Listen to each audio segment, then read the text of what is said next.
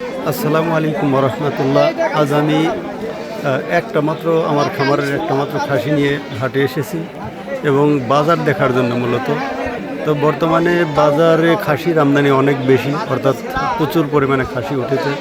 ওই রকমভাবে মানুষের কেনাকাটা কোনো শুরু হয়নি। অনেকেই বলতেছে যে এখন এই দেরি আছে, তাই কেনাকাটা আমরা পরেই করব।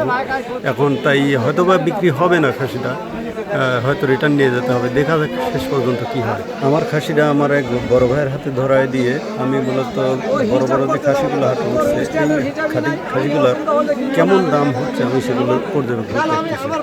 এইখানে কয়েকটা বড় খাসি আছে এবং দামাদামি চলতেছে, ব্যাপারী দামাদামি করতেছে। দেখি শেষ পর্যন্ত আসলে কত টাকার বিক্রি হয় বা আসলেও হয় কি না। আমার ক্যামেরাম্যান অসুস্থ হওয়ার কারণে আজকে আসলে আমার সাথে হাটে আসতে পারেননি। তো যে পাশে নীল টি শার্ট গায়ে দিয়ে এই ভাইটা মূলত আমার আগেরও পরিচিত, এর আগে দেখা হয়েছে আমাদের সাথে এবং খুব ভালো সম্পর্ক আমাদের বলা চলে। আর এই যে ভাইটা দাঁড়ায় আছে মূলত ওনারই খুব পছন্দ আমার এই খাসিটা, উনি নেবেন বলে আমাকে বারবার বলতেছে যে ভাই যদি খাসিটা আমাকে দেওয়া যায়, দেওয়ার মতো হয় তাহলে। কিন্তু আসলে দামে একটু তফাৎ দেখা দিচ্ছিল, যার কারণে ভাইটাকে আমি বলেছি যে ভাই যেটা দাম সবাই বলছে আপনি সেটাই নিতে পারেন, বা হয়তো আমি হয়তো এর থেকে হয়তো 200-500 টাকা আমি হয়তো আপনাকে কমিশনটা কম নিতে পারি আর কি। তো ভাই বলতে যে ভাই আপনার সাথে আগেও পরিচিত ছিল, আর মাঝে মধ্যে আপনাদের সাথে আমার সাথে তো দেখাও হয়, হাটে আসলে তো দেখা হয়, তো যদি একটু দিতেন তাহলে ভালো হতো আর কি। খাসিটা আমার খুব পছন্দ।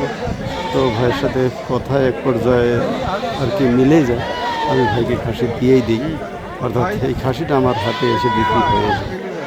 খাসিটা নিতে পেরে আসলে ভাই খুব খুশি হয়েছেন, আমিও মূলত খুশি হয়েছি, কারণ আমার একজন পরিচিত ভাইকে আমাকে এত ফলো করে বা ভালোবাসে, তাকে খাসিটা দিতে পেরে আমারও ভালো লাগছে অবশ্যই।